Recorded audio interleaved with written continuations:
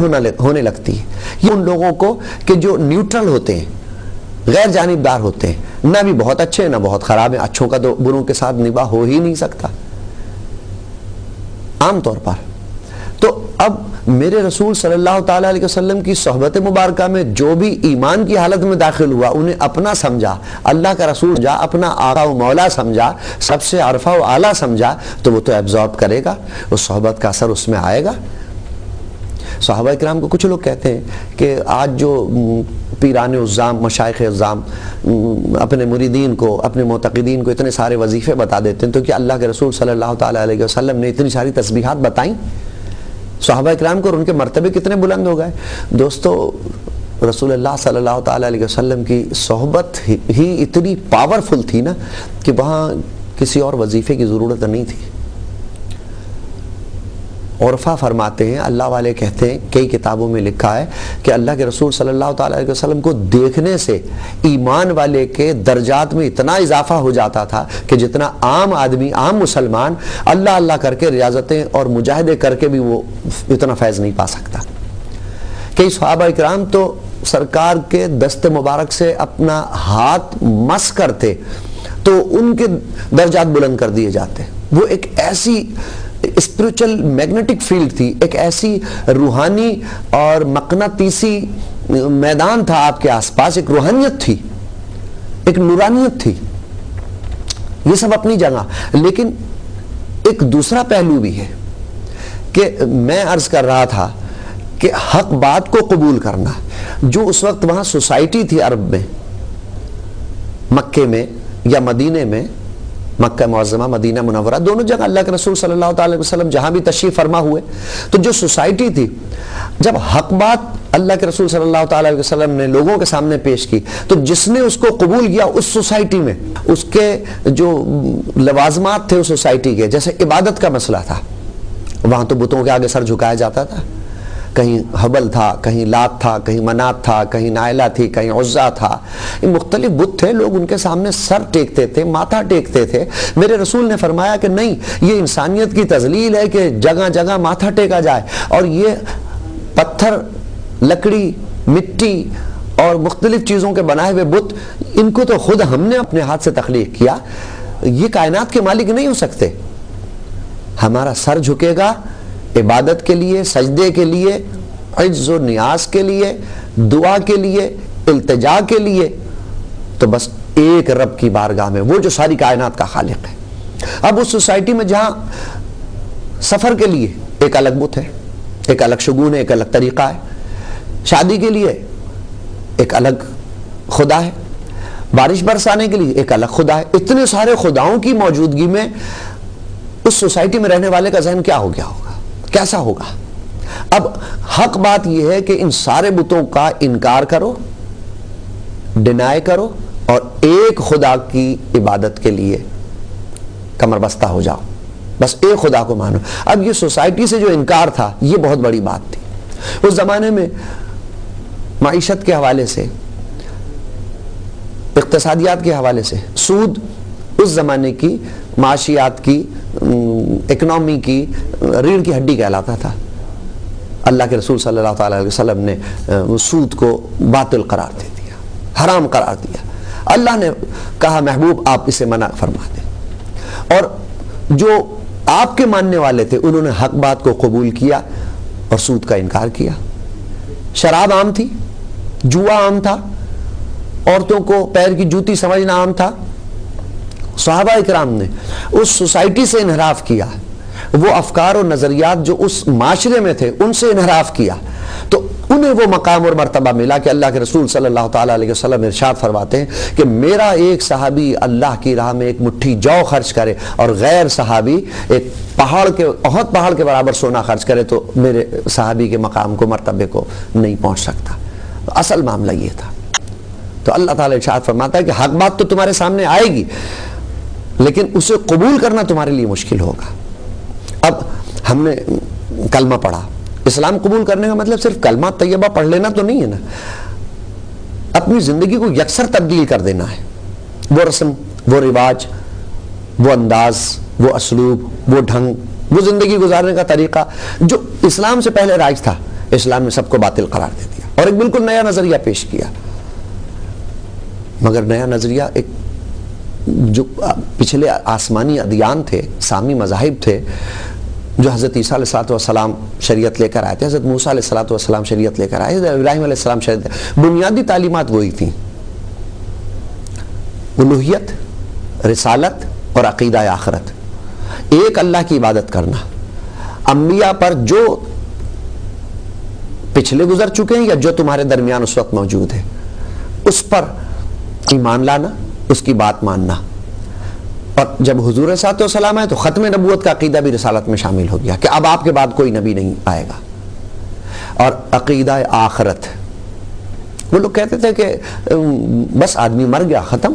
آج کے جدید معاشرے میں بھی یہی ہے کہ موت کا مطلب یہ ہے کہ and of the life, death means and of the life, زندگی کا ختم ہونا. لیکن اسلام نے نیا تصور دیا. اسلام کہتا ہے کہ زندگی دو حصوں پر مشتمل ہے: pre death and post death, موت سے پہلے اور موت کے بعد. موت سے پہلے دارالعمل ہے اور موت کے بعد دارالجزا ہے. موت سے پہلے کمرہ امتحان ہے اور موت کے بعد پھر انجام ہے، انعام، سزا یا جزا. سزا ہے تو اس کے لیے جہنم ہے، دوزخ ہے. اولئک اصحاب النار ہم فیہا خالدون. یہی وہ لوگ ہیں جنہوں نے اپنی پہلی زندگی میں، یہ جو زندگی ہم جی رہے ہیں جس میں ہارٹ بیٹ بھی ہے اور جس میں بلڈ سرکولیشن ہے، جس میں حرکات ہیں، جس میں تغیر تبدل ہے، بچپن ہے، جوانی ہے، بڑھاپا ہے. اور دوسرا دور وہ جب سزا اور جزا کا معاملہ ہوگا. تو کہیں تو کہا کہ اولئک اصحاب النار، یہی وہ لوگ ہیں جنہوں نے روگردانی کی ہمارے فرمان سے، حق کو قبول کرنے سے. ان کے لیے ہم نے جہنم رکھی ہے، یہ اس میں ہمیشہ رہیں گے. اور دوسری جگہ ارشاد فرمایا فَلَهُمْ أَجْرٌ غَيْرُ مَمْنُونَ، ہم ان کے لیے ایک ایسا اجر رکھے ہوئے ہیں کہ جو انلیمیٹڈ ہے، جس کی حد ہی نہیں ہے. تو اصل بات صرف کسی چیز کا علم حاصل کر لینا نہیں ہے، اصل بات حق بات کو قبول کرنا اس طرح کہ وہ اندر اتر جائے. اس وقت جب رسول اللہ صلی اللہ تعالی علیہ وسلم تشریف لائے، جزیرہ نما عرب میں جو زندگی گزارنے کا طریقہ تھا اور جو رسول صلی اللہ تعالی علیہ وسلم لے کر آئے، اس میں بہت فرق تھا. تو اس زمانے میں جن لوگوں نے حق کو قبول کیا تو نہ وہ لوگ عام تھے نہ ہیں قیامت تک وہ سارے لوگ جنہوں نے حق کو قبول کیا خاص اور بڑے لوگوں میں شمار ہوتے رہیں گے. اب جب برسوں گزرنے کے بعد پھر ہمارے زندگی گزارنے کے رنگ ڈھنگ میں مختلف قوموں کے ربط و ضبط سے، جغرافیائی حوالوں سے، مختلف کلچر سے، سیولائزیشن کے کلیش سے، تہذیبوں کے تصادم سے، جب ہمارے اب زندگی گزارنے کے اسلوب اور رنگ و ڈھنگ میں پھر تبدیلیاں ہو گئیں، تو اب ایسے وقت میں قرآن اور حدیث کی بات کو ماننا دراصل یہی حق کو ماننا ہوگا. جب ہم اب اس زندگی کے اندر قرآن اور قرآن لانے والے صاحب قرآن کی بات کو مانیں گے تو یقیناً ہم بھی حق قبول کرنے والوں کی فہرست میں آ جائیں گے.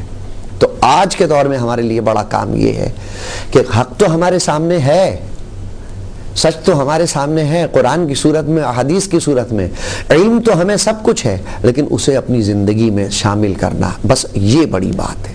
آج جو ہماری زندگی ہے وہ قرآن اور حدیث سے ذرا مطابقت نہیں رکھتی. ہم اپنا زندگی کا مقصد بھول کر، ہمارا جو ایم آف لائف تھا وہ ہم نے بھلا دیا ہے. اسی دنیا کو ہم نے اپنا سب کچھ سمجھ لیا. ایسے میں اگر ہم دوبارہ ہدایت قبول کرتے ہیں، حق بات کو قبول کرتے ہیں، تو دراصل ہم صحابہ اکرام کی اتباع کرتے ہیں. ہمارا خدا نخواستہ ہم یہ نہیں کہہ سکتے، بلکہ اس بارے میں احتیاط کرنے کی بات ہے کہ ہمارا مقام صحابہ کے برابر ہو جائے گا، لیکن ہم ان کی اتباع کریں گے اس معاملے میں. انہوں نے بتوں کی پوجا کو چھوڑا تو ہم آج جب عبادت کے حوالے سے چھوڑیں گے تو اپنی خواہشات نفسانی کو چھوڑیں گے. انہوں نے اپنا مقصد زندگی خدا اور رسول کی محبت، فرما برداری اور اطاعت کو بنایا تو ہم بھی ان کی اطاعت میں اپنے دنیاوی رشتوں سے دستبردار ہو جائیں گے. ہمیں جو دولت کی محبت، اللہ کے رسول صلی اللہ تعالی علیہ وسلم نے ارشاد فرمایا مجھے اپنی امت سے کوئی اور ڈر نہیں ہے، بس یہ ڈر ہے کہ یہ فتنہ مال میں مبتلا ہو جائے گی. دوسرے تمام انبیاء بھی اپنی امتوں کے بارے میں مختلف گفتگو کرتے رہے، لیکن کسی نے بھی ان کے مال کے فتنے میں مبتلا ہونے کی بات نہیں کی. اس کی وجہ یہ تھی کہ ان کے زمانے میں جو دور تھا وہ ایگریکلچر دور تھا، اور اس زمانہ یہ فی زمانہ جو رسول کا ہی زمانہ ہے جو قیامت تک رہے گا، یہ انڈسٹریل ریولوشن آنے کے بعد صنعتی انقلاب آنے کے بعد اب یہ دور پیسہ کمانے کا دور ہو گیا۔ تو اس زمانے میں جو رسول کی باتوں پر عمل کرے گا، جو حق بات کو قبول کرے گا، جو یہ سوچے گا کہ مجھے دولت کی محبت نہیں خدا کی محبت چاہیے، جو دنیا میں عالی شان مکان بنانے کی بات نہیں کرے گا بلکہ جنت میں عالی شان مکان بنانے کی آرزو کرے گا، بس دراصل وہی وہ ہوگا جو حق قبول کرنے والا ہوگا۔ بہت سے لوگ حق بات سنتے ہیں، اس پر عمل کرنا چاہتے ہیں، اس وقت دل میں ان کے خیال پیدا ہوتا ہے جب اچھی بات سنتے ہیں، اللہ رسول کی بات سنتے ہیں، مگر ماحول، سماج، سوسائٹی، رسم و رواج انہیں حق قبول کرنے، اپنی زندگی کے مروجہ اصول تبدیل کرنے میں آڑے آتے ہیں۔ جو دل میں نیک عمل کرنے کا عہد کرتے ہیں، گفتگو سن کر ہی، باتیں سن کر ہی، اور اللہ کو اپنا سب کچھ سمجھ کر ہدایت قبول کرتے ہیں، بس وہی کامیاب لوگ ہیں۔ اور آج today is the big job for us, ہمارے لیے آج ایک بڑا کام یہی ہے کہ ہم حق قبول کریں، ہدایت قبول کریں اور اپنی زندگی کو ویسا بنائیں جیسا اللہ اور اس کا رسول چاہتا تھا۔ علم سب کو ہے، ہم عمل کر کے دکھائیں کہ اللہ ارشاد فرماتا ہے تم دعا کرو اہدنا الصراط المستقیم، اے اللہ ہمیں سیدھے راستے پر چلا اور آئندہ چلتے رہنے کی توفیق عطا فرما، وما علینا الا البلاغ۔ دور تھے تو زندگی بے رنگ تھی، بے کیف تھی، ان کے کوچے میں گئے تو زندگی اچھی لگی، ان کے کوچے میں گئے تو زندگی اچھی لگی۔